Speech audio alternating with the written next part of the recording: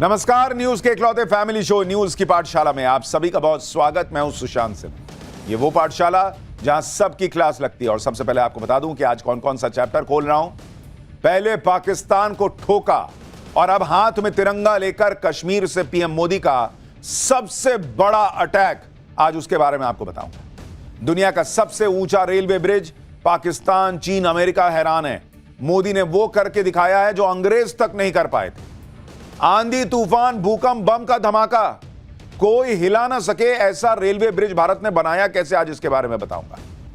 पाक पीएम शहबाज का वो एक्शन जो बता रहा है कि पाकिस्तान ने भी मान लिया है कि पीओके तो मोदी ही लेने वाले हैं। इसके अलावा 2.5 लाख करोड़ और मोदी का मेगा प्लान, मिडिल क्लास और इकोनॉमी दोनों कैसे बम बम हो जाएंगे, आज आपको बताऊंगा।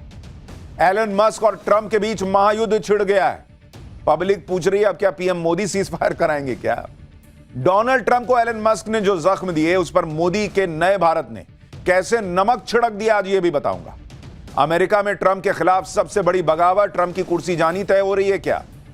मोदी भारत की इकोनॉमी को रॉकेट बना रहे, बकरीद के पहले पाकिस्तान गटर में क्यों फंस गया, आज ये भी दिखाऊंगा। पाकिस्तान की वो गटर वाली बेइज्जती जिसने पिछले सारी बेइज्जती का रिकॉर्ड तोड़ दिया, उसका चैप्टर भी है। और बकरीद के पहले यूपी से दिल्ली तक क्या बड़ा एक्शन हो गया है, इसका चैप्टर भी खोलूंगा। लेकिन पहले दिन भर की बड़ी खबरों का रिवीजन कर लेते हैं, फिर खोलते हैं पहला चैप्टर।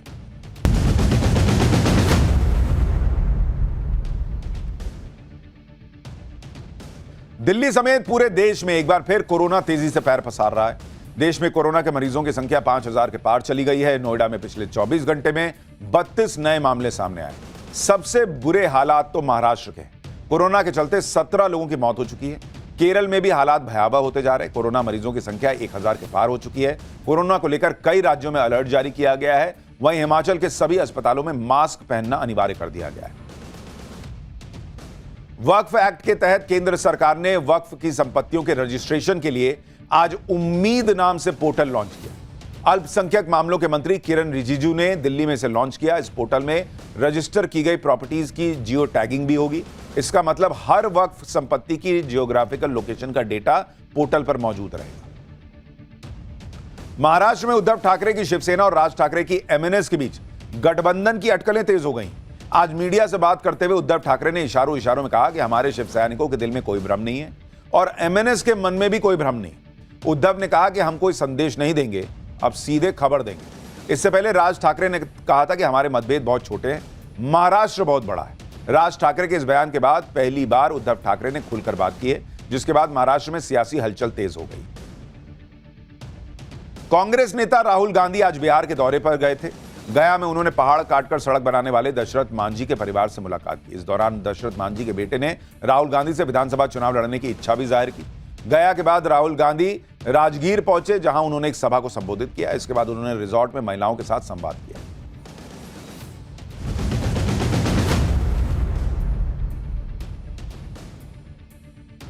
तो ये हो गया दिन भर का रिवीजन ऑफ पाठशाला की पहली क्लास। पहले पाकिस्तान को ठोका, अब हाथ में तिरंगा लेकर कश्मीर से पीएम मोदी ने कौन सा बड़ा अटैक किया है। दुनिया का सबसे ऊंचा रेलवे ब्रिज, पाक, चीन, अमेरिका सब हैरान। मोदी ने वो किया जो अंग्रेज तक न कर पाए।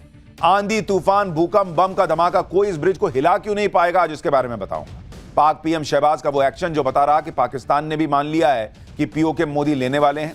और 2.5 लाख करोड़ और मोदी का मेगा प्लान, मिडिल क्लास और इकोनॉमी दोनों कैसे बम बम होंगे, ये भिखारी पाकिस्तान को भी आज चैप्टर देखना चाहिए। आज इसी से शुरुआत कर रहा हूं। नरेंद्र मोदी ने आज वो काम करके दिखाया है जो काम भारत की आजादी के बाद से कोई नहीं कर पाया। आजादी के बाद के 75 साल तो छोड़िए, नरेंद्र मोदी ने वो काम कर दिया जो काम अंग्रेज तक नहीं कर पाए। आप ये तस्वीरें देखिए बॉस, ये आज हर भारतीय को गर्व से भर देने वाली तस्वीरें हैं।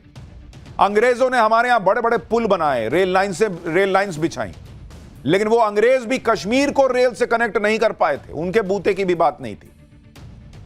लेकिन नरेंद्र मोदी ने कश्मीर को रेल से कनेक्ट करके दिखा दिया। और इसलिए नरेंद्र मोदी आज बड़े गर्व के साथ उस चिनाब ब्रिज पर तिरंगा लेकर खड़े थे, जिस चिनाब ब्रिज से कश्मीर की रेलवे कनेक्टिविटी हो गई है। यह दुनिया का, बहुत ध्यान से सुनिए, यह दुनिया का सबसे बड़ा रेलवे ब्रिज है, जहां तिरंगा लेकर नरेंद्र मोदी की चहलकदमी की सबसे पावरफुल तस्वीर आई है। और यह भी ध्यान रखिए कि यह ब्रिज पाकिस्तान बॉर्डर से मात्र 60-65 किलोमीटर ही दूर है। यानी जिस कश्मीर में पाकिस्तान आतंक फैलाना चाहता था, वहां आज तिरंगा फहराकर नरेंद्र मोदी ने दुनिया को दिखाया है कि कश्मीर कैसे विकास की सीढ़ियां चढ़ रहा है। पाकिस्तान को बताया कि तुमको ठोकेंगे भी और भारत का विकास भी करेंगे। इस तस्वीर को गौर से देखिए। जिस तरह से आज नरेंद्र मोदी ने चिनाब ब्रिज पर तिरंगे को थामा हुआ था, जिस तरह से वो उसे लेकर आगे बढ़ रहे थे, उनकी बॉडी लैंग्वेज में एक अलग जोश दिख रहा है। क्योंकि नरेंद्र मोदी के अंदर यह सपना जो रहा है कि कश्मीर को पूरे भारत की जो मुख्य धारा है उससे जोड़ना है, वैसा ही विकास करना है, आज वो कॉन्फिडेंस उनका जो है वो बाहर तक दिख रहा था। दुनिया के सबसे ऊंचे रेलवे आर्च ब्रिज पर खड़े होकर आज प्रधानमंत्री मोदी ने एक साथ दुनिया को, चीन, पाकिस्तान को, विपक्ष, सबको तगड़ा संदेश दे दिया। दुनिया को संदेश कि भारत की इंजीनियरिंग की ताकत देख लो तुम लोग, ऐसा पुल बनाया है कि भूकंप और ब्लास्ट कुछ नहीं हिला पाएगा। चीन को संदेश, कंस्ट्रक्शन में भारत तगड़ी टक्कर दे सकता है, भारत ऐसी जगह भी पुल बना सकता है जहां कोई कल्पना तक नहीं कर सकता। पाकिस्तान को संदेश, पहलगाम जैसे हमले न कश्मीर के विकास को रोक पाएंगे न टूरिज्म को। ट्रेन में बैठ बैठकर भारत ही नहीं दुनिया भर के टूरिस्ट कश्मीर आएंगे। कांग्रेस और राहुल गांधी को संदेश, सरेंडर नहीं, पाकिस्तान को भयंकर शिकस्त दी है। ऐसी शिकस्त की 6 मई की रात की यादें ना पाकिस्तान को सोने देंगी, ना उसे ढंग से चैन से दिन में जागने देंगी। अमेरिका को संदेश, हाथ में तिरंगा लेकर नरेंद्र मोदी ने अमेरिका को भी समझा दिया कि कश्मीर भारत का अभिन्न हिस्सा है और भारत उस पर ना पाकिस्तान से कोई बात करेगा, ना अमेरिका के बीच में आने का कोई मतलब है। भारत बात करेगा तो पीओके पे करेगा। यानी नरेंद्र मोदी की एक तस्वीर और आप देखिए कितने मैसेज हैं इसमें। नरेंद्र मोदी के इन सारे संदेश को आज पाठशाला में विस्तार से बताऊंगा। पहले आप ये देखिए कि कश्मीर में आज पीएम मोदी ने वो कर दिया जिसका सपना देखते देखते जम्मू कश्मीर की पीढ़ियां गुजर गईं, उस सपने को आज नरेंद्र मोदी ने हकीकत बना दिया। साल 1989 में डोगरा शासक महाराजा प्रताप सिंह ने कश्मीर घाटी तक रेलवे लाइन का सपना देखा था। उन्होंने अंग्रेज इंजीनियर्स को इसके लिए रिपोर्ट बनाने के लिए भी कहा था, लेकिन यह काम अंग्रेजों से हो ना सका, इतना दुर्गम इलाका है। फिर आजाद भारत में भी कश्मीर घाटी में पहाड़ों को चीरकर रेलवे लाइन बिछाने का यह सपना 78 साल बाद आज नरेंद्र मोदी के हाथों पूरा हुआ। आजादी के 78 साल बाद कश्मीर टू कन्याकुमारी की रेल कनेक्टिविटी का सपना नरेंद्र मोदी ने पूरा करके दिखाया। यह बात तो पीएम मोदी भी कहते रहे कि जो काम दशकों से अटके पड़े हैं उन काम को पूरा करने का सौभाग्य उन्हें मिलता है। यही नरेंद्र मोदी के काम करने का स्टाइल है। जिस प्रोजेक्ट का वो शिलान्यास करते हैं उसका उद्घाटन भी करते हैं, और कुछ प्रोजेक्ट जो बरसों से अटके थे उन्हें भी पूरा करने की जिम्मेदारी उठाते और पूरा करके दिखाते हैं। नरेंद्र मोदी ने आज जिस चिनाब ब्रिज का उद्घाटन किया उसकी क्या खासियत है, चिनाब का पुल देखकर चीन और पाकिस्तान के होश कैसे उड़े हुए हैं, पीएम मोदी ने कैसे चीन पर एक नई स्ट्राइक की है, यह सब आपको बताऊंगा। कश्मीर को किस तरह से प्रधानमंत्री नरेंद्र मोदी ने बदल दिया है, आप उसे इस तरह से भी समझिए कि 10 साल पहले तक कश्मीर की पहचान क्या होती थी? पत्थरबाजी। आए दिन वहां पर पथराव होते थे, पत्थरबाजी की तस्वीरें कश्मीर से आया करती थी। लेकिन आज कश्मीर में पत्थर नहीं चलते, वहां बड़े बड़े ब्रिज बन रहे हैं। आज कश्मीर को नरेंद्र मोदी ने कहां लाकर खड़ा कर दिया, आप देखिए। आज कश्मीर की पहचान क्या है? दुनिया का सबसे बड़ा रेलवे ब्रिज। पहले पहचान क्या थी? अरे पत्थर चलते हैं वहां, तो कौन जाएगा कश्मीर। यह हुआ है बदलाव 10 साल में। पत्थर चलाने की प्रथा खत्म हुई और पत्थरों पर पत्थर को रख रख कर उस पर चढ़कर विकास की नई ऊंचाइयां छूने का काम हुआ है। कश्मीर का ऐसा जबरदस्त विकास देखकर तो पाकिस्तान के होश उड़े हुए हैं। आज नरेंद्र मोदी ने कश्मीर को 46,000 करोड़ की परियोजनाओं की सौगात दी। 46,000 करोड़ रुपए सुनकर ही पाकिस्तान और पीओके में रहने वाले लोग सकते में होंगे, क्योंकि इधर नरेंद्र मोदी कश्मीर में विकास के लिए भयंकर बजट पंप कर रहे हैं, उधर आज ही खबर आई है कि पाकिस्तान ने पीओके के बजट पर कैंची चला दी है। पाकिस्तान के पास सिर्फ आतंकियों को बांटने के लिए पैसे हैं, लेकिन पीओके के विकास के लिए उसके पास पैसा नहीं है। पीओके के लोग अभी आज यही सोच रहे होंगे कि पीएम मोदी जल्द से जल्द पीओके ले लें तो अच्छा है, वहां भी कश्मीर जैसा विकास हो जाए। इसके बारे में विस्तार से आगे बताऊंगा। लेकिन आप देखिए, पाकिस्तान ने भी मान लिया है कि भाई पीओके ज्यादा दिन तो रहेगा नहीं, तो विकास करके क्या फायदा, वहां बजट काट दो।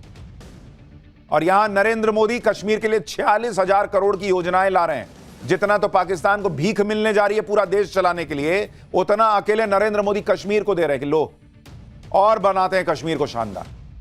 आज आपको यह भी बताऊंगा कि भारत तो बड़े बड़े पुल बना रहा है, कंगाल पाकिस्तान क्यों गटर के ढक्कन चुरा रहा है।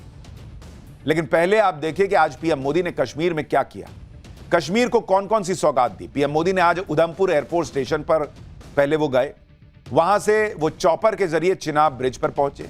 चिनाब ब्रिज का उद्घाटन करने के बाद उन्होंने अंजी ब्रिज का उद्घाटन किया। इन ब्रिज के उद्घाटन से कटरा से श्रीनगर के बीच ट्रेन कनेक्टिविटी अब संभव हो पाएगी और ट्रेन के जरिए कश्मीर भारत से जुड़ जाएगा। इसके बाद पीएम मोदी ने कटरा से श्रीनगर के लिए वंदे भारत ट्रेन को हरी झंडी दिखाई। इस प्रोजेक्ट के बारे में बात करते हुए पीएम मोदी ने बताया कि ऐसे लोग जो कभी अपने गांव से बाहर नहीं गए, जिन्होंने सिर्फ तस्वीर में ट्रेन को देखा है, आज वो साक्षात ट्रेन को अपने सामने देख रहे हैं। इस मौके पर जम्मू कश्मीर के मुख्यमंत्री उमर अब्दुल्ला भी मौजूद रहे। उन्होंने कहा कि जिसका सपना वो बचपन से देख रहे थे, वो सपना आज पूरा हुआ है। जो काम अंग्रेज नहीं कर पाए, वो नरेंद्र मोदी ने किया है। ये उमर अब्दुल्ला कह रहे हैं। इंडी वालों को आज नींद नहीं आएगी, सुनिए। के ख्वाब बहुत लोगों ने देखे, यहां तक कि कश्मीर को बाकी मुल्क के साथ जोड़ने का ख्वाब अंग्रेजों ने भी देखा था, लेकिन वो पूरा कर नहीं पाए। उनका ख्वाब था कि उरी झेलम के किनारे जो है वो रेल लाके कश्मीर को बाकी मुल्क के साथ जोड़ें। लेकिन आज जो अंग्रेज पूरा नहीं कर पाए, वो आपके हाथों पूरा हुआ और जम्मू कश्मीर, कश्मीर की वादी को बाकी मुल्क के साथ जोड़ दिया गया। अब आप ये समझिए कि आज जो रेल लाइन शुरू हुई है, उससे कैसे कश्मीर तक पहुंचना आसान हो जाएगा। अब कश्मीर तक जाने के लिए सिर्फ सड़क या फ्लाइट पर निर्भर नहीं रहना पड़ेगा। कश्मीर तक जाने के लिए अब मौसम का मोहताज नहीं होना पड़ेगा। बर्फबारी के सीजन में कश्मीर देश के दूसरे हिस्सों से कट जाता था। इसके अलावा सड़क के रास्ते जम्मू से कश्मीर जाने के लिए 6 से 7 घंटे का वक्त लगता है। ट्रेन से कटरा से श्रीनगर का सफर मात्र 3 घंटे में पूरा हो जाएगा। वंदे भारत का किराया चेयर कार के लिए मात्र 715 रुपए रखा गया है। एग्जीक्यूटिव कैटेगरी के लिए 1320 रुपए होगा। कश्मीर तक वंदे भारत ट्रेन हफ्ते में 6 दिन चलेगी। 2 वंदे भारत ट्रेन इस रेल लाइन पर रोजाना 4 चक्कर लगाएगी। आप सोचिए कितनी शानदार कनेक्टिविटी हो जाएगी। और यह वो वंदे भारत है जो हर मौसम में चलेगी। यानी अब पूरे देश से कश्मीर की ऑल वेदर कनेक्टिविटी हो गई, जिसमें चिनाब ब्रिज मील का पत्थर है, जिसकी चर्चा पूरी दुनिया में हो रही है। क्योंकि अब जब भी यह सवाल आएगा कि दुनिया का सबसे ऊंचा रेलवे ब्रिज कौन सा है, तो उसका जवाब होगा चिनाब रेलवे ब्रिज, जो कश्मीर में है। रियासी जिले में बना चिनाब ब्रिज 359 मीटर की ऊंचाई पर बना है, जो इसे दुनिया का सबसे ऊंचा रेलवे ब्रिज बनाता है। यह ब्रिज 324 मीटर ऊंचे पेरिस के एफिल टावर से भी 35 मीटर ऊंचा है और 72 मीटर ऊंचे कुतुब मीनार से भी 5 गुना ज्यादा ऊंचा है। करीब 1300 मीटर लंबा चिनाब ब्रिज भारत की इंजीनियरिंग ताकत का ऐसा नमूना है जिसका लोहा पूरी दुनिया मानेगी। इस ब्रिज को इस तरह डिजाइन किया गया है कि यह बम क्या भूकंप से भी नहीं हिलेगा। आप देखिए कि चिनाब ब्रिज पर 250 किलोमीटर प्रति घंटे की तेज हवा भी चलेगी तो वो पुल पर कोई असर नहीं डाल पाएगी। रिक्टर स्केल पर 8 की तीव्रता का भी भूकंप आएगा तो ये पुल कहेगा कि भाग यहां से, मेरा कुछ नहीं बिगाड़ पाओगे तुम। 40 किलोग्राम टीएनटी के बराबर विस्फोट होने पर भी इस ब्रिज का बाल भी बांका नहीं होगा। आप सोचिए, ना तूफान कुछ कर पाएगा, ना भूकंप, ना बम का धमाका। इस ब्रिज में खास पेंट का इस्तेमाल हुआ है जो 20 साल तक इसे जंग से बचाएगा। इस ब्रिज को 100 किलोमीटर प्रति घंटे की रफ्तार के लिए तैयार किया गया है। इस ब्रिज को अगले 120 साल के लिए बनाया गया है। चिनाब नदी पर बना यह ब्रिज इंजीनियरिंग का बेमिसाल नमूना है। इस ब्रिज को बनाने में करीब 29,000 मीट्रिक टन स्टील लगी है। इतने स्टील में 10 सामान्य ब्रिज बन जाते हैं। चिनाब ब्रिज में लगी यह स्टील -10 डिग्री से लेकर 40 डिग्री सेल्सियस तक का तापमान झेल सकती है। पीएम मोदी ने चिनाब ब्रिज को भारत की ताकत का प्रतीक बताया है। एक बार वो भी सुनिए। ये ब्रिज एफिल टावर से भी बहुत ऊंचा है। अब लोग चिनाब ब्रिज के जरिए कश्मीर देखने तो जाएंगे ही, ये ब्रिज भी अपने आप में एक आकर्षक टूरिस्ट डेस्टिनेशन बनेगा। सब लोग सेल्फी पॉइंट पर जाकर के सेल्फी निकालेंगे। ये दोनों ब्रिज सिर्फ ईंट, सीमेंट, स्टील और लोहे के ढांचे नहीं है, ये पीर पंजाल की दुर्गम पहाड़ियों पर खड़ी भारत की शक्ति का जीवंत प्रतीक है। और भारत की इस शक्ति को बॉर्डर से, चूंकि ये बहुत दूर नहीं है, पाकिस्तान महसूस कर रहा है। वो पीओके वाले भी सोचते होंगे कि हम क्या पाकिस्तान के कब्जे में आकर रह गए, कि वहां पर पाकिस्तान क्या बनाता है, टेररिस्ट कैंप बनाता है, लॉन्च पैड बनाता है। और भारत कश्मीर में क्या बना रहा है, दुनिया का सबसे ऊंचा ब्रिज, रेलवे ब्रिज। यह ब्रिज कश्मीर को पूरे भारत के रेल नेटवर्क से जोड़ेगा, जिससे हर मौसम में कश्मीर तक पहुंच आसान हो जाएगी। ट्रेन से कटरा और श्रीनगर के बीच सफर का समय मात्र 3 घंटे होगा। लेकिन चिनाब ब्रिज सिर्फ भारत से कश्मीर को भौगोलिक तौर पर नहीं, भावनात्मक तौर पर भी और ज्यादा मजबूती से जोड़ेगा। क्योंकि आप देखिए कि बेहतर कनेक्टिविटी से कश्मीर के लोगों में भारत के साथ एकता की भावना बढ़ेगी, तो अलगाव की भावना कमजोर होगी। कश्मीर के उत्पाद अब पूरे साल हर मौसम में देश के बड़े बाजारों में आसानी से पहुंचेंगे, जिससे कश्मीर का आर्थिक विकास बढ़ेगा। ऑल वेदर रेल कनेक्टिविटी से कश्मीर में पूरे साल पर्यटकों की संख्या बढ़ेगी, जिससे स्थानीय रोजगार बढ़ेगा। आज प्रधानमंत्री मोदी ने भी चिनाब ब्रिज से कश्मीर के लोगों को होने वाले फायदे सुनाए, बताए। एक बार वो भी सुनिए। इससे यहां की इंडस्ट्री को गति मिलेगी। अब कश्मीर के सेब कम लागत में देश के बड़े बाजारों तक पहुंच पाएंगे और समय पर पहुंच पाएंगे। सूखे मेवे हो या पश्मीना शॉल, यहां का हस्तशिल्प अब आसानी से देश के किसी भी हिस्से तक पहुंच पाएगा। इससे जम्मू कश्मीर के लोगों को देश के दूसरे हिस्सों में आना जाना भी बहुत आसान होगा। इस ब्रिज ने चीन और पाकिस्तान के दिल की धड़कनें भी बढ़ा दी, क्योंकि आप देखिए कि चिनाब ब्रिज से एलओसी की दूरी मात्र 64 किलोमीटर है और एलएसी 900 किलोमीटर है। चिनाब ब्रिज बन जाने के बाद अब एलओसी से एलएसी तक हमारी सामरिक और सैन्य क्षमताओं में भी जबरदस्त इजाफा होगा, क्योंकि अभी तक कश्मीर बर्फबारी के दिनों में भारत से कट जाता था।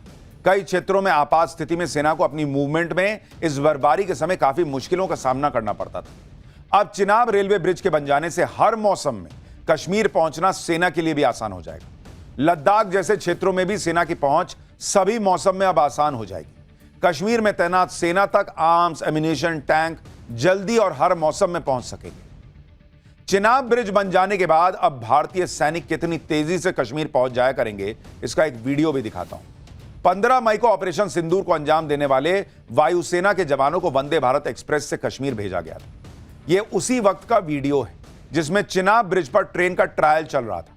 तब इस ट्रेन में सिर्फ सैनिक सवार थे। सुबह 10 बजे कटरा से ट्रेन चली थी और श्रीनगर तक गई और शाम 6 बजे वापस कटरा आ गई। यानी 8 घंटे में जाना आना सब हो गया था। पाकिस्तान में तो लगातार चिनाब ब्रिज को लेकर खतरे वाली खबरें भी छपती भी रहती हैं, क्योंकि इस ब्रिज की लोकेशन ऐसी है कि पाकिस्तान के लिए अब कश्मीर में आतंकवादी घुसपैठ करवाना भी मुश्किल हो जाएगा। चिनाब पुल बनने से कश्मीर के पीर पंजाल के क्षेत्र की सुरक्षा आसान हो जाएगी। इसी क्षेत्र से पाकिस्तान आतंकियों को कश्मीर घाटी में भेजता है। पहलगाम हमले के बाद भी पीर पंजाल से जुड़ी बैसरन घाटी के जंगलों में आतंकी छिप गए थे। आज नरेंद्र मोदी ने भी कहा कि चिनाब ब्रिज पीर पंजाल की पहाड़ियों पर भारत की ताकत का प्रतीक है, और इस बात से पाकिस्तान जबरदस्त टेंशन में। यानी पाकिस्तान को टेंशन होनी शुरू हो गई और होनी बनती भी है, क्योंकि पाकिस्तान कभी नहीं चाहता था कि कश्मीर भारत से कनेक्ट हो, लेकिन मोदी ने पाकिस्तान के मंसूबे पर पानी फेर दिया। आपको चिनाब ब्रिज के निर्माण की टाइमलाइन भी बताता।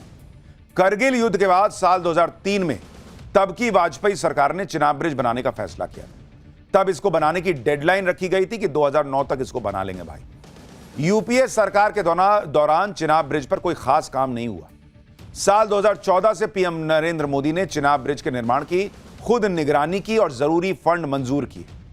अब करीब 1486 करोड़ रुपए की लागत से चिनाब रेल ब्रिज बनकर तैयार हो गया और अब कश्मीर को भारत से सीधे जोड़ने का सपना पूरा हो गया। टाइम्स नाउ न भारत की टीम ने वंदे भारत ट्रेन में बैठकर चिनाब ब्रिज की जो रिपोर्ट तैयार की है, देखिए एक बार।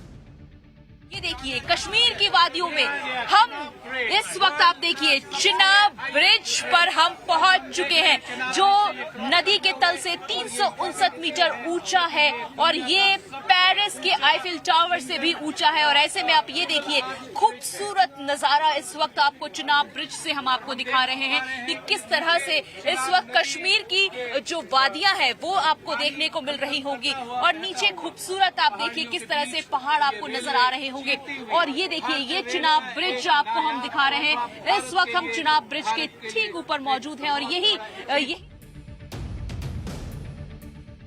आप देखिए कितना शानदार नजारा दिखता है इस चिनाब ब्रिज से। और सोचिए ये तो ऑल वेदर है, जब वहां बर्फ जमी होगी तब इस ट्रेन से जाने में और कितना शानदार मजा आएगा। चिनाब ब्रिज भारत की इंजीनियरिंग का भी कमाल है जिसे देखकर पूरी दुनिया हैरान है। लेकिन चीन को बड़ी परेशानी हो रही है। नवंबर 2024 में ऐसी खबरें सामने आई थी कि चीन चिनाब ब्रिज की जासूसी करवा रहा है और इसकी वजह भी बताता हूं। आप देखिए कि चीन के गुइजो में बने नाजीहे रेलवे ब्रिज को पछाड़कर चिनाब ब्रिज अब दुनिया का सबसे ऊंचा रेलवे ब्रिज बन गया है। चीन के नाजीहे ब्रिज की ऊंचाई 301 मीटर है और चिनाब ब्रिज चीन के इस नाजीहे ब्रिज से भी 58 मीटर और ज्यादा ऊंचा है। अब चीन को आग तो लगेगी कि भाई भारत अब अपनी इंजीनियरिंग और कंस्ट्रक्शन कैपेबिलिटी से चीन को चुनौती दे रहा है, मैन्युफैक्चरिंग हब बनने की तरफ आगे बढ़ रहा है। भारत के हथियार चीन के हथियारों को ठोक दे रहे हैं। चीन अलबलाया हुआ है भाई। भारत ने चीन से ऊंचा रेलवे ब्रिज बना लिया, इससे चीन भी चिढ़ा बैठा है। चिनाब ब्रिज के साथ ही पीएम मोदी ने आज देश के पहले केबल स्टे रेल ब्रिज का भी उद्घाटन किया। यह अंजी ब्रिज चिनाब ब्रिज से करीब 7 किलोमीटर पहले है। यह ब्रिज अंजी नदी पर बना है। इस पुल की लंबाई करीब 725 मीटर है। इसमें से करीब 472 मीटर का हिस्सा केबल्स पर टिका हुआ है। यह पुल नदी तल से 331 मीटर की ऊंचाई पर बना हुआ है। पीएम मोदी ने कश्मीर में आज जिस प्रोजेक्ट का उद्घाटन किया वो 272 किलोमीटर लंबे USBRL यानी उधमपुर श्रीनगर बारामूला रेलवे लिंक का एक हिस्सा है। कश्मीर से भारत को ट्रेन से जोड़ने का यह पूरा प्रोजेक्ट आज पूरा हो गया। साल 1983 में तब की प्रधानमंत्री इंदिरा गांधी ने जम्मू उधमपुर श्रीनगर रेलवे लाइन की आधारशिला रखी थी। 83 में उस वक्त प्रोजेक्ट की लागत 50 करोड़ थी और उसे 5 साल में पूरा हो जाना था। लेकिन अगले 13 साल में 300 करोड़ की लागत से केवल 11 किलोमीटर लाइन का निर्माण हो सका। इसके बाद इस परियोजना का दायरा बढ़ा। 1996-97 में उधमपुर कटरा बारामूला रेलवे परियोजना की शुरुआत हुई। इसकी लागत 2,500 करोड़ रुपए रखी गई। साल 1997 में कंस्ट्रक्शन शुरू हुआ, लेकिन अलग अलग कठिनाइयों की वजह से काम लटकता चला गया और कॉस्ट 2,500 करोड़ से बढ़कर 43,800 करोड़ रुपए हो गए। 2,500 करोड़ और कहां 43,000 करोड़। साल 2002 में इस प्रोजेक्ट के सामरिक महत्व को समझते हुए तब के प्रधानमंत्री अटल बिहारी वाजपेयी ने इसे नेशनल प्रोजेक्ट घोषित किया और अब जाकर यह प्रोजेक्ट पूरा हुआ है। इस परियोजना में 38 सुरंगें और 927 पुल शामिल हैं। आज कश्मीर को सौगात देने के बाद मोदी ने पाकिस्तान को ऑपरेशन सिंदूर की याद भी दिलाई और असीम मुनीर के घावों पर नमक छिड़क दिया। एक बार वो भी सुनिए। ठीक 1 महीने पहले 6 मई की वो रात पाकिस्तान के आतंकियों पर कयामत बरसी थी।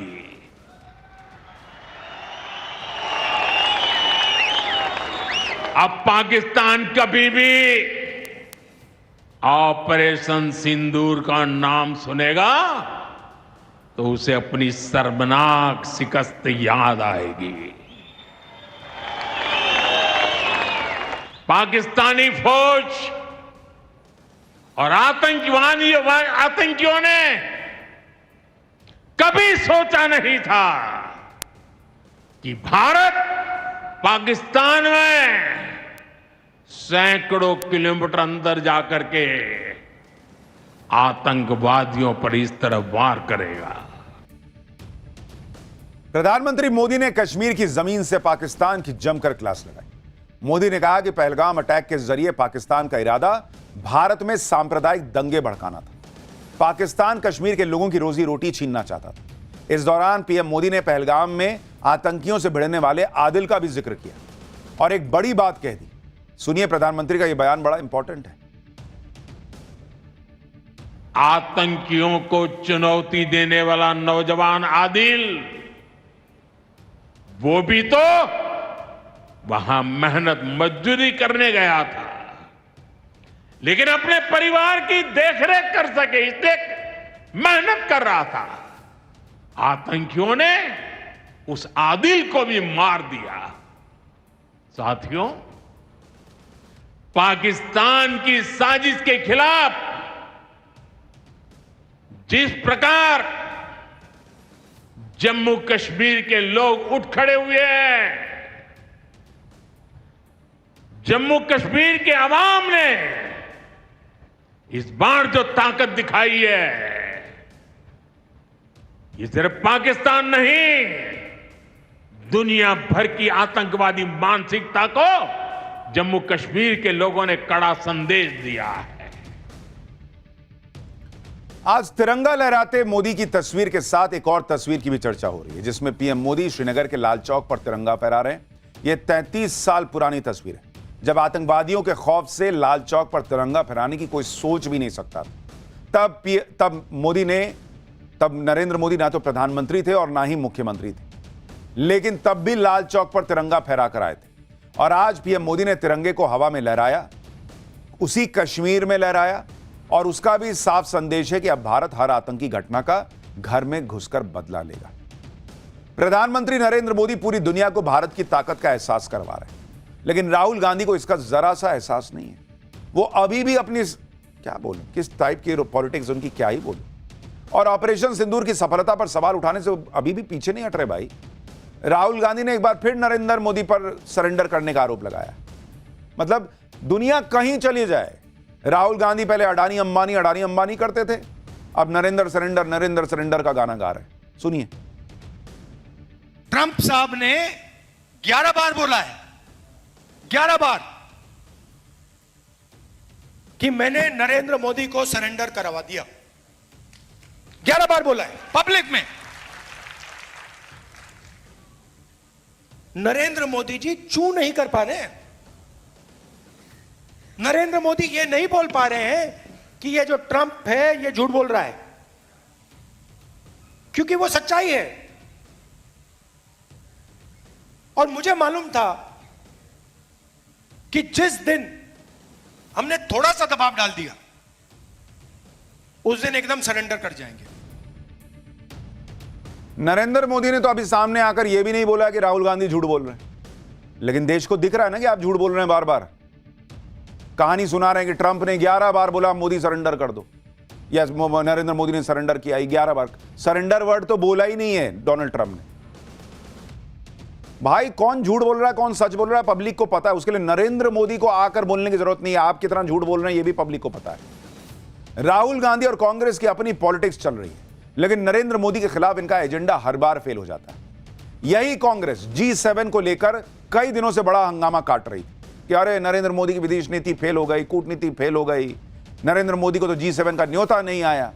लेकिन ये लोग इतनी हड़बड़ी में रहते हैं ना, इसीलिए इनका जो है वो गड़बड़ होता है। बड़ी खबर आ गई है, नरेंद्र मोदी को G7 समिट में शामिल होने का न्योता आ चुका है, और कनाडा के पीएम ने खुद फोन करके नरेंद्र मोदी को बुलाया कि अरे सर आप नहीं आएंगे तो काम चलेगा, आइए ना। इस तरह का माहौल था। कनाडा में G7 समिट में शामिल होंगे नरेंद्र मोदी। कनाडा में कुछ दिनों में G7 समिट होना है, भारत वहां नहीं बुलाया गया, इसको लेकर कांग्रेस हंगामा कर रही थी। अब खबर यह है कि कनाडा के पीएम ने फोन करके G7 समिट में शामिल होने के लिए प्रधानमंत्री नरेंद्र मोदी को न्योता दे दिया, और पीएम मोदी ने खुद इसके बारे में बताया कि G7 समिट के लिए उन्हें इनवाइट किया गया है, और इसके लिए कनाडा के पीएम ने उन्हें फोन किया था। कनाडा के साथ भारत के रिश्ते बीच में बिगड़े थे, लेकिन कनाडा के पीएम का फोन आने से मैसेज क्लियर है कि कनाडा भारत से लड़ना नहीं चाहता। कनाडा को भी समझ है कि भारत से भिड़ने में उसी का नुकसान है। नरेंद्र मोदी ने भी कनाडा के साथ रिश्तों को बेहतर करने की बात कही, लेकिन जो कांग्रेस पार्टी कह रही थी कि G7 का न्योता नहीं आया मतलब नरेंद्र मोदी की विदेश नीति फेल हो गई, अब तो न्योता आ गया, मतलब नरेंद्र मोदी की विदेश नीति पास हो गई। अब बोलेंगे राहुल गांधी पास हो गई? नहीं बोलेंगे, मुंह से नहीं निकलेगा। इनको ये समझ ही में नहीं आता है कि भाई मैं पहले ही जो रायता फैला रहा हूं कि G7 में नहीं बुलाए, G7 में नहीं बुलाए, वो नरेंद्र मोदी की बेइज्जती नहीं कर रहे हो आप, देश के प्रधानमंत्री को बेइज्जत करने का प्रयास करो, और वो भी तब जब अभी पूरी बात हुई भी नहीं थी, हो गई। आ गया नहीं होता। अब इतना सा मुंह किसका रह गया? और इनका मुंह इतना सा इसलिए रह जाता है क्योंकि ज्यादा हड़बड़ी में रहते हैं कि कैसे नरेंद्र मोदी को कोहनी मार के गिरा दे। हर बार गिरते खुद है। आज की डेट में पूरी दुनिया भारत की तरफ इसलिए देख रही है क्योंकि नरेंद्र मोदी ने भारत की अर्थव्यवस्था को इतना मजबूत कर दिया है कि दुनिया का काम भारत के बिना चल नहीं सकता। भारत की अर्थव्यवस्था वैसे ही जबरदस्त तरीके से बढ़ रही है। जीडीपी ग्रोथ दुनिया में सबसे ज्यादा है और कुछ दिन पहले ही जीडीपी ग्रोथ 7.2% रहने का अनुमान लगाया गया है। भारत चौथी बड़ी अर्थव्यवस्था बन चुका है, लेकिन नरेंद्र मोदी यहीं पर रुकने वाले नहीं। आज ही भारत की इकोनॉमी के लिए धमाकेदार खबर आ गई। आज रिजर्व बैंक ऑफ इंडिया यानी आरबीआई ने 2 बड़े ऐलान कर दिए। पहला यह कि आरबीआई ने रेपो रेट में बड़ी कटौती कर दी। रेपो रेट में 0.50% की कटौती हुई है और इसके साथ अब रेपो रेट घटकर मात्र 5.5% रह गया है। दूसरा, आरबीआई ने कैश रिजर्व रेशियो यानी सीआरआर में 1% की कटौती करके इसे 4% से घटाकर सीधा 3% कर दिया है। और इन दोनों ही खबरों का मतलब यह है कि भारत की इकोनॉमी जो अभी पिछली तिमाही 7.2% पे थी, भाई ये रॉकेट बन जाएगी आने वाले समय में और 8% भी पहुंच जाए तो बड़ी बात नहीं है। लेकिन आप कहेंगे ये रेपो रेट, ये सीआरआर है क्या भाई, हमको थोड़ी समझ में आ रहा। तो उसके लिए ही तो पाठशाला है बॉस। आपको बताते हैं कि रेपो रेट क्या है, सीआरआर क्या है और इसका आप पर, मिडिल क्लास पर क्या असर पड़ने वाला है, इसको समझिए। रेपो रेट क्या होता है, पहले एक चीज समझिए कि 3 एंटिटी है। एक होता है RBI, reserve bank of India. एक होता है आपका बैंक जिसमें आपका अकाउंट खुला हुआ है, जिसमें आपका पैसा रहता है। और तीसरे हो गए आप यानी स्लैश ग्राहक। ये 3 एंटिटी को समझिए। अब मैं आपको समझाता हूं रेपो रेट और सीआरआर क्या होता है। अब सीधा सा हिसाब यह है कि भाई बैंक आपको लोन देता है। लोन देता है ना आपको, आपके पास पैसा नहीं, आप बैंक वाले से बोलते हैं मेरे को पैसा दोगे दोस्त, बोलता है लाओ सैलरी स्लिप दिखाओ, अच्छा ठीक है तुम ले सकते हो ले लो, लेकिन फ्री में तो देगा नहीं। तो कैसे देता है? तो फिर आपको बैंक लोन देता है, आपसे इसके बदले में क्या लेता है? आपसे लेता है ब्याज कि पैसा लाओ, तुमसे हम ब्याज पैसा नहीं कमाएंगे तो कैसे काम चलेगा। तो आपसे जो है वो ब्याज लेता है। लेकिन इसी तरीके से आरबीआई जो है वो भी बैंकों को लोन देती है। हां, आरबीआई भी बैंक को पैसा देती है और वही पैसा, उसमें से कुछ पैसा जो है वो बैंक आगे लोन जो है वो आपको देते हैं और आपसे ब्याज लेते हैं। और कंज्यूमर क्या देता है? ईएमआई ब्याज देता है। अब आरबीआई जिस रेट पर बैंक को पैसा देती है, ये जो पैसा दिया, जिस रेट पर दिया, इसको कहते हैं रेपो रेट। इसको समझिए। तो बैंक, जैसे आप ग्राहक है वैसे ही आरबीआई के लिए बैंक ग्राहक है। तो आरबीआई ने बैंक को पैसा दिया, उसको कहते हैं रेपो रेट। और इसी रेपो रेट को आरबीआई ने कम कर दिया, घटा के कितना कर दिया रेपो रेट को? 5.5%, 5.5%। यानी अगर आरबीआई बैंक को 100 रुपया दे रहा था तो पहले ले रहा था कितना? 6 रुपया ले रहा था कि भाई 100 रुपया में 6 रुपया मुझे दो इंटरेस्ट के तौर पे। अब वो कह रहा है कि भाई 5.5 रुपया ही दो, 50 पैसा तुम्हारा छोड़ दिया हमने। अब बैंक का 50 पैसा बढ़ गया, उसके पास बच गया। अब उसके पास पैसा बचा तो इसका मतलब वो ज्यादा लोन बांट पाएगा क्योंकि उसके पास पैसा देने के लिए है। दूसरा, भाई उसका पैसा बच रहा है तो वो आपका होम लोन, आपका पर्सनल लोन, आपका कार लोन, जितना लोन आप बैंक से लेते थे, बैंक कहेगा यार मेरे पास पैसा बच रहा है तो तुम लो ना, तुमको भी फायदा देता हूं, तुम भी कम पे ले लो। तो ये आपका home loan, personal loan, car loan, सबकी ईएमआई सस्ती हो जाएगी। अब आप कहेंगे ये सीआरआर क्या भला है, ये तो बताया ही नहीं। अब क्या होता है कि नियम बनाया है आरबीआई ने कि बैंक को अपने जो उसके पास पैसा है उसका एक नियत हिस्सा वो आरबीआई के पास जमा करना पड़ता है। जो पैसा जमा करना पड़ता है उसको कहते हैं सीआरआर, कैश रिजर्व रेशियो। क्योंकि भाई बैंक सारा पैसा दे दिया लोन में, उसके बाद जिसका पैसा वहां जमा है वो कहेगा मेरा पैसा, तो कहेगा मेरे पास पैसा नहीं है। तब तो बैंक कहती है कि भाई थोड़ा सेफ्टी रहना चाहिए तो तुम्हारा अपना कुछ पैसा मेरे पास जमा रखो, तो वही कैश रिजर्व रेशियो होता है। अब ये फिक्स्ड अमाउंट कम हो गया, यानी पहले बैंकों को अपना 4% पैसा रखना पड़ता था आरबीआई के पास, अब उसको घटा के आरबीआई ने कहा 3% कि 3% रखो, बाकी 1% छोड़ दिया। इसका मतलब क्या है कि बैंक को कम पैसा आरबीआई के पास रखना पड़ रहा है। कम पैसा रखना पड़ रहा है मतलब बैंकों के पास पैसा बढ़ेगा, पैसा बढ़ेगा तो वो आपको ज्यादा लोन बांटेगा। और इसका सीधा सीधा मतलब यह है कि मार्केट में सस्ता लोन उपलब्ध होगा, मार्केट में लिक्विडिटी बढ़ेगी, मार्केट में जो बायर है उसकी परचेजिंग पावर बढ़ेगी। इन सब का असर क्या होगा, अब आपको इसके बारे में बताता हूं। जैसे रेपो रेट घटा है तो उसका आप पर और अर्थव्यवस्था पर क्या असर होगा वो देख लीजिए। मान लीजिए आपने 20 लाख का लोन 20 साल के लिए लिया है, तो रेपो रेट कम होने की वजह से आपकी ब्याज दर कम होगी। इससे आपको ब्याज में 1,48,000 रुपए का फायदा होगा। इसी तरह 30 लाख के लोन पर 2,22,000 रुपए का फायदा होगा। इतना ही नहीं, इसके अलावा ब्याज दरें कम होने पर मार्केट में डिमांड बढ़ती है। ब्याज दरें कम होने से और लोन आसानी से मिलने से लोग नए घर, गाड़ियां ये सब खरीदेंगे। इससे रियल एस्टेट सेक्टर में बूम आएगा, ऑटोमोबाइल सेक्टर में बूम आएगा, गाड़ियां ज्यादा बिकेंगी, बाइक ज्यादा बिकेंगी, लोग पर्सनल लोन लेंगे, बिजनेस शुरू कर सकते हैं, बहुत कुछ कर सकते हैं, मार्केट में नौकरियां बढ़ेंगी। तो अर्थव्यवस्था के जो पहिए होते हैं वो और गति से घूमेंगे। सीआरआर कम होने से बैंकों के पास ज्यादा पैसा रहेगा और वो ज्यादा लोन बांट पाएंगे। सीआरआर कम होने से बैंकों के पास 2.5 लाख करोड़ रुपए सिस्टम में आएंगे, 2.5 लाख करोड़ रुपए। यह पैसा नए लोन देने में काम आएगा। जब बैंकों के पास ज्यादा पैसा नहीं होता तो वो आसानी से लोन देने में आनाकानी करते हैं। इससे डिमांड कम होती है और इसी डिमांड को बढ़ाने के लिए बैंकों को ज्यादा पैसा दिया गया है। यानी सरकार ने सोच समझ के इस जो ऑलरेडी हमारी अर्थव्यवस्था रॉकेट बनी हुई है, इसको अब कहा कि तुम चांद पे कहां रुक रहे हो, सीधा चलो मंगल पे, तभी तो देश का मंगल होगा। और सबसे बड़ी बात तो यह है कि सिर्फ इसी साल भर में आरबीआई ने रेपो रेट में 1% की कटौती की। ऐसा आरबीआई इस वजह से कर पाई क्योंकि भारत में महंगाई कंट्रोल में है। आज ही आरबीआई ने वित्तीय वर्ष 2026 के लिए महंगाई का अनुमान कम कर दिया है। जो महंगाई का अनुमान 4% था उसे घटाकर 3.7% कर दिया है। आप सोचिए बॉस कि जिस दौर में, आप यह भी देखिए कि यह सब इसलिए हो पा रहा है क्योंकि जो महंगाई की दर है वो अभी 4% है और आरबीआई कह रहा है कि नहीं बॉस, ये और नीचे जाएगी, ये 3.7% पे रहेगी। यह अनुमान है आरबीआई का कि महंगाई दर और घटेगी। और ये महंगाई दर घटती है तभी आप आरबीआई जो है वो ये सब रिस्क ले रहा है कि भाई एक काम करो, मार्केट में लिक्विडिटी बढ़ाओ, परचेजिंग पावर बढ़ाओ। क्योंकि परचेजिंग पावर अगर बढ़ती है तो डिमांड और सप्लाई का जो खेल है, डिमांड बढ़ेगा तो भाई सप्लाई भी तो करना पड़ेगा, सप्लाई कम होगा तो फिर महंगाई बढ़ती है। इसलिए अभी चूंकि महंगाई कंट्रोल में है तो आरबीआई ये फैसले ले पा रहा है। सप्लाई चेन बाधित नहीं होगी, उसको भी ये भी पता है। और इसलिए आपको नरेंद्र मोदी की तारीफ करनी होगी कि उन्होंने महंगाई को इस इतने संकट के दौर में भी ऐसा पकड़ के रखा है कि अर्थव्यवस्था को बूस्ट करने वाले काम हो पा रहे हैं। लेकिन भारत ये कर पा रहा है। दुनिया में कोई देश ऐसा नहीं है बॉस जो भारत जैसा परफॉर्मेंस इस वक्त दे पा रहा हो।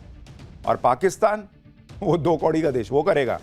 अगला चैप्टर देखिए, हम यहां अर्थव्यवस्था को रॉकेट बना रहे हैं, सबसे बड़ा पुल बना रहे हैं, भारत की इकोनॉमी को मोदी रॉकेट बना रहे हैं।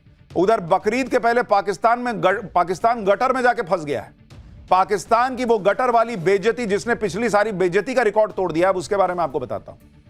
भाई एक तरफ नरेंद्र मोदी भारत की रफ्तार में गियर पे गियर लगा रहे हैं, ये अगला लगाओ, चापो, तेजी से चलेंगे। उधर पाकिस्तान का हाल यह है कि वो बैक गियर में जाते जाते गटर में गिर गया है। आप देखिए कि एक तरफ भारत ने दुनिया का सबसे ऊंचा पुल बना लिया, पाकिस्तान में गटर के मैनहोल के ढक्कन गायब हो रहे हैं। Bharat hyper supersonic BrahMos missile बना रहा है तो पाकिस्तान में बकरीद मनाने के लिए चोरी की जा रही है। एक तरफ जहां भारत ने अपनी तरक्की और सुरक्षा के लिए खजाना खोल दिया है, वहीं पाकिस्तान पैसे मांग मांग कर काम चला रहा है। पाकिस्तान तो पहले से भिखारी देश है, कंगाल था, लेकिन ऑपरेशन सिंदूर ने उसे कहीं का नहीं छोड़ा। पाकिस्तान की पब्लिक अब वसीम मुनीर और शहबाज शरीफ को गालियां दे रही है, कोस रही है, दोनों की क्लास लगा रही है, क्योंकि इन दोनों ने ही पाकिस्तान की पब्लिक की हालत और खराब कर दी। पाकिस्तानियों को सोते जागते अब ब्रह्मोस का डर सता रहा है। भारत में ब्रह्मोस, राफेल, चंद्रयान की बातें हो रही हैं, तो पाकिस्तान में क्या ही हो रहा है उसकी तस्वीर देखिए। भारत से मुकाबले का दम भरने वाले पाकिस्तान में गटर के ढक्कन तक सुरक्षित नहीं है। पाकिस्तानी आवाम के ऐसे दिन आ गए हैं कि गटर के ढक्कन चोरी करने पड़ रहे हैं। आप ये तस्वीरें देखिए, गटर के ढक्कन चोरी करने की ये तस्वीरें सिंध इलाके की हैं, जहां रात के अंधेरे में एक कार से 2 लोग आए और हाथों की सफाई दिखाई और किसी घर में चोरी नहीं की बल्कि गटर के ढक्कन पर ही हाथ साफ कर दिया। ऐसा पहली बार नहीं हुआ जब पाकिस्तान में गटर का ढक्कन चोरी हुआ। इससे पहले भी कार सवार ने ठीक ऐसे ही चोरी की थी, तब भी वो कैमरे में कैद हो गया था। सीमेंट से बने गटर के ढक्कन को चुराकर आखिर क्या ही मिल जाएगा, ये तो पाकिस्तानी ही बता सकते हैं। लेकिन गटर के ढक्कन चोरी करने का ट्रेंड पाकिस्तान में बढ़ता जा रहा है, जिसके बाद कई जगह गटर खुले हुए हैं। यहां तो एक ही जगह पर लाइन से गटर के ढक्कन गायब है। आप देखिए, एक भी जगह ढक्कन नहीं, भाई लोगों ने सब गायब कर दिया लग रहा है। अब आप सोच रहे होंगे कि गटर के ऊपर से ढक्कन चोरी करने से मिलेगा क्या, लेकिन पाकिस्तानियों की अपनी अपनी दलीलें हैं। कोई कह रहा है कि जब भारत पाकिस्तान पर ब्रह्मोस मिसाइल छोड़ेगा तो यह मैन होल का ढक्कन बचा लेगा। कोई कह रहा है कि बकरीद पर बकरा खरीदने के लिए ऐसा करना पड़ रहा है कि मैन होल का ढक्कन बेच देंगे, पैसा आएगा, उससे बकरीद में बकरा खरीदेंगे। मतलब पाकिस्तान में कंगाली की हदें पार हो गई। पब्लिक कह रही हम गुलाम हैं। ये कॉन्फिडेंस गिर जाता है बॉस, जब नेतृत्व 2 कौड़ी का हो, जब देश 2 कौड़ी का हो, जब वहां पर काम 2 कौड़ी के हो रहे हैं। पब्लिक का कॉन्फिडेंस गिरा हुआ है। यहां भारत को देखिए, भाई साहब चढ़ा जा रहा है ऊपर। पाकिस्तान की जनता अपनी ही सरकार को लानतें भेज रही, खाने के लाले पड़े हुए थे, और अब भारत के एक्शन के बाद तो शहबाज सरकार घुटनों पर आ गई। सिंधु जल समझौते को स्थगित करने से पूरा पाकिस्तान बेहाल है। सूत्रों के मुताबिक शहबाज सरकार अभी तक भारत को 4 चिट्ठी लिख चुकी है, जिसमें भारत से सिंधु जल समझौते पर पुनर्विचार की गुजारिश कर रहे हैं वो लोग कि थोड़ा देख लेते, कुछ हो जाता, एक चिट्ठी और लीजिए ना। पाकिस्तान को डर है कि अगर समझौता स्थगित रहा तो सीधा असर फसलों पर होगा, क्योंकि पाकिस्तान जाने वाली नदियों के पानी के भारत में इस्तेमाल के लिए भारत सरकार योजनाएं बना रही है। पाकिस्तान खुद बता रहा भाई कि 10 में से 9 लोग इसी पानी पर निर्भर हैं। पाकिस्तान का पानी बंद होने के बाद हाहाकार मचा हुआ है। खेती के लिए तो छोड़िए, इस गर्मी में पीने के लिए भी पानी नहीं मिल रहा।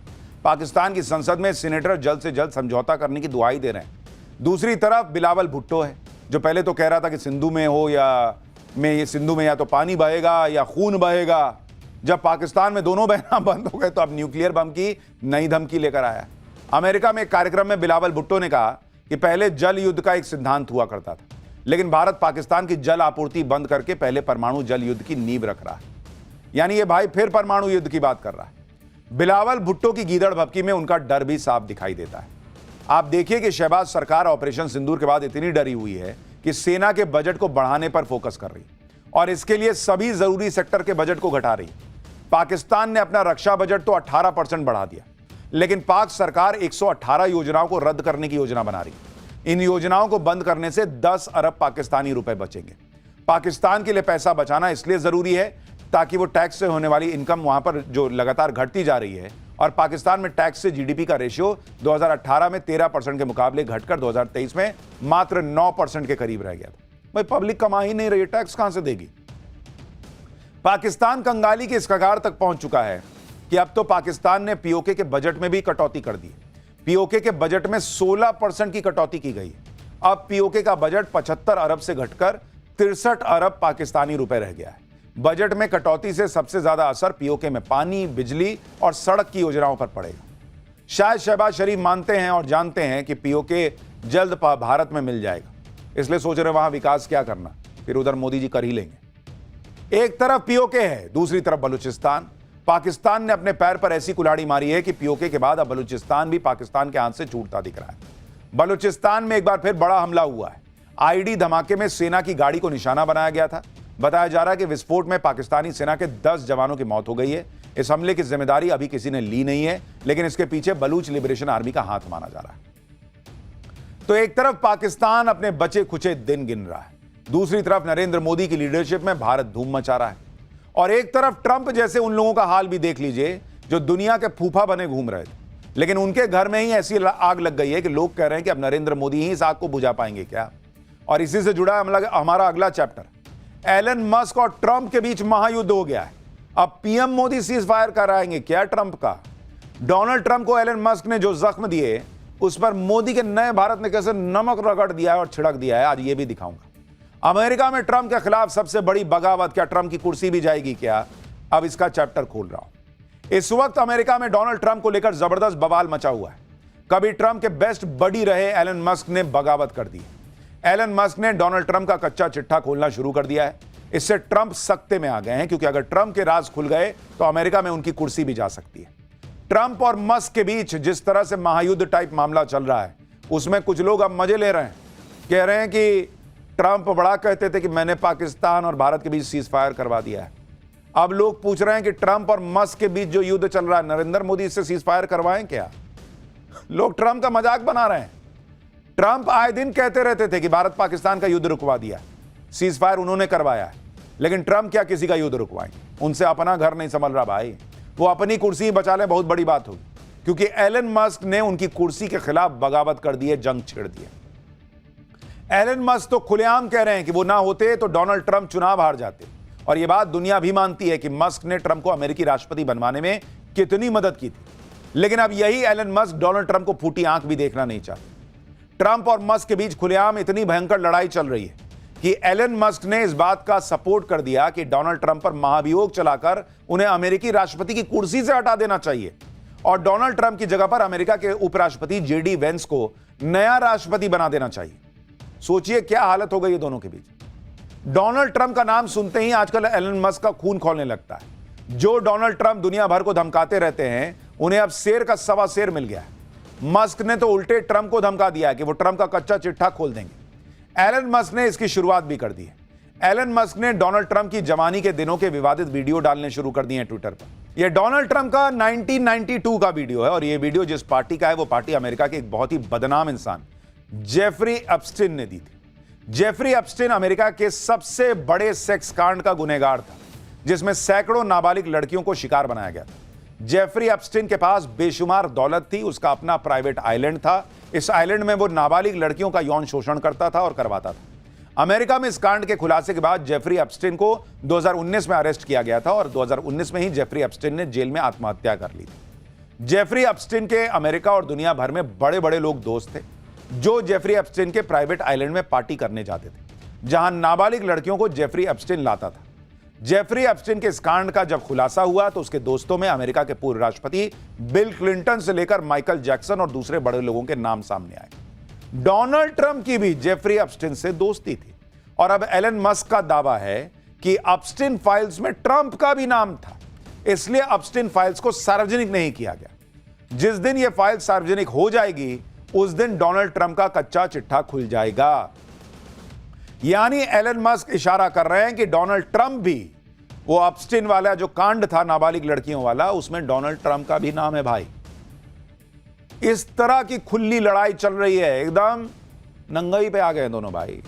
ट्रंप का कच्चा चिट्ठा खोलने की धमकी देकर एलन मस्क ने साफ कर दिया है कि अगर वो ट्रंप को चुनाव जितवा सकते हैं तो ट्रंप की कुर्सी भी छीन सकते हैं। एलन मस्क ने जिस तरह से ट्रंप की पोल खोलनी शुरू कर दी है, उससे ट्रंप की अमेरिका में घनघोर बेइज्जती हो रही। ट्रंप भी इससे भयंकर चिढ़ गए। मस्क की बातों से चिढ़े ट्रंप ने यहां तक कह दिया कि मस्क पगला गए। ट्रंप ने धमकी दे दी कि वो मस्क की कंपनी के सरकारी कॉन्ट्रैक्ट छीन लेंगे। मस्क की कंपनी टेस्ला जो इलेक्ट्रिक गाड़ियां बनाती है, उसे सब्सिडी रोक देंगे। मस्क की एक और कंपनी स्पेस एक्स जो स्पेस सेक्टर में काम करती है, स्पेस एक्स और स्टारलिंक के सरकारी कॉन्ट्रैक्ट डोनाल्ड ट्रंप खत्म कर देंगे। यानी डोनाल्ड ट्रंप एलन मस्क को धमकाने पर आ गए। एलन मस्क और डोनाल्ड ट्रंप अचानक क्यों इस तरह से लड़ने लगे, ये बहुत लोगों को समझ में नहीं आ रहा है, क्योंकि उन्होंने तो एलन मस्क और डोनाल्ड ट्रंप की जबरदस्त दोस्ती देखी थी कुछ दिन पहले तक। डोनाल्ड ट्रंप को चुनाव जितवाने में एलन मस्क ने दिन रात एक कर दिया था। फिर ट्रंप ने राष्ट्रपति बनने के बाद मस्क को मनचाहा काम भी दे दिया। मस्क को ट्रंप ने सरकार के उटपटांग खर्चों को कम करने का काम दिया। वो काम एलन मस्क ने 4 महीने किया भी। फिर अचानक एलन मस्क ने ट्रंप की टीम से विदाई ले ली। तब तक दोनों के बीच कुछ नहीं हुआ था, लेकिन जब मस्क ने देखा कि उन्होंने जो काम सरकारी खर्च को कम करने के लिए किया है, उस सारे काम पर डोनाल्ड ट्रंप ने एक बिल लाकर पानी फेर दिया। उसी पर ट्रंप और मस्क की लड़ाई शुरू हो गई, क्योंकि मस्क का मानना है कि डोनाल्ड ट्रंप खर्च बढ़ाने वाला जो बिल अमेरिका में ला रहे हैं, उससे तो अमेरिका दिवालिया हो जाएगा। ट्रंप जिस तरह से टैरिफ लगाने की बात कर रहे हैं, उससे अमेरिका में मंदी आ सकती है। डोनाल्ड ट्रंप और एलन मस्क की इस भयंकर लड़ाई के बीच अब नरेंद्र मोदी आ गए, क्योंकि आज ही भारत ने मस्क की कंपनी स्टारलिंक को भारत में लाइसेंस देने का फैसला कर दिया। स्टारलिंक को भारत के दूरसंचार मंत्रालय से जरूरी लाइसेंस मिल गया है। भारत में लाइसेंस मिलना स्टारलिंक के लिए एक बहुत बड़ी उपलब्धि है, क्योंकि भारत में इंटरनेट यूजर बेस दुनिया में सबसे ज्यादा है। एलन मस्क के स्टारलिंक को भारत का बहुत बड़ा इंटरनेट मार्केट मिल गया है। लाइसेंस मिलने के बाद स्टारलिंक को स्पेक्ट्रम की अलॉटमेंट होगी और फिर स्टारलिंक अपनी इंटरनेट सर्विस भारत में शुरू कर सकेगा। स्टारलिंक को लाइसेंस देकर, और वो भी ऐसे समय जब एलन मस्क डोनाल्ड ट्रंप को जख्म दे रहे हैं, नरेंद्र मोदी सरकार ने ट्रंप के जख्मों पर नमक छिड़क दिया है। स्टारलिंक को लाइसेंस देकर पीएम मोदी ने न सिर्फ डोनाल्ड ट्रंप के जख्मों पर नमक छिड़का बल्कि ट्रंप को कड़ा मैसेज भी दे दिया है, क्योंकि ट्रंप अमेरिका की कंपनियों को धमकी पर धमकी देते रह गए कि भारत में निवेश मत करो वरना टैरिफ लगा दूंगा। एप्पल को भारत में आईफोन बनाने पर ट्रंप ने धमकी दी थी कि अमेरिका में आईफोन बनाओ, लेकिन एप्पल ने ट्रंप की बात नहीं मानी। अब एलन मस्क और ट्रंप की लड़ाई के बीच मस्क की कंपनी स्टारलिंक को लाइसेंस देकर नरेंद्र मोदी ने डोनाल्ड ट्रंप को एक और बड़ा झटका दे दिया। भाई ये लाइसेंस 4 दिन बाद मिल सकता था, हफ्ते भर, महीने भर बाद मिल सकता था। आज ही जब कुत्ते बिल्ली की तरह एलन मस्क और डोनाल्ड ट्रंप लड़ रहे हैं, आज ही ये लाइसेंस की खबर आना, भाई इसका बड़ा मैसेज है। ये है नरेंद्र मोदी का नया भारत। और ट्रंप को बता दिए कि भाई तुम जो कर रहे हो ना वो हम सब देख रहे हैं, और भारत इसी तरीके से ठोकता है। एलन मस्क सालों से चाह रहे थे कि उनकी कंपनियां भारत में आकर काम करें, लेकिन ऐसा हो नहीं पा रहा। अब इसे संयोग कहिए या जबरदस्त टाइमिंग कि एलन मस्क को उसी समय भारत में लाइसेंस मिल गया जब ट्रंप से उनका विवाद हो रहा है। ट्रंप और मस्क की लड़ाई को 24 घंटे भी नहीं हुए कि नरेंद्र मोदी ने अपना दांव खेल दिया है, और इसलिए यह कहा जा रहा है कि एलन मस्क अब भारत आएंगे। भाई तुम लड़ो, हमको क्या है, तुम भारत आओ, भारत में कंपनी लगाओ, भारत में बिजनेस करो, भारत का मार्केट और बढ़ाओ। भारत वैसे ही इतना बड़ा मार्केट है, हमको अमेरिका की जरूरत तो भाई आज के ग्लोबल वर्ल्ड में सबको एक दूसरे की, लेकिन भारत के पास खुद का इतना बड़ा मार्केट है। भारत की इकोनॉमी ऐसे रॉकेट बनी हुई है कि कोई ट्रंप वहां अमेरिका में बैठ के ये टैक्स लगा दूंगा, वो टैरिफ लगा दूंगा, ये सब यहां नहीं चलता भाई। भारत समय पे जवाब देता है और हौंक देता है।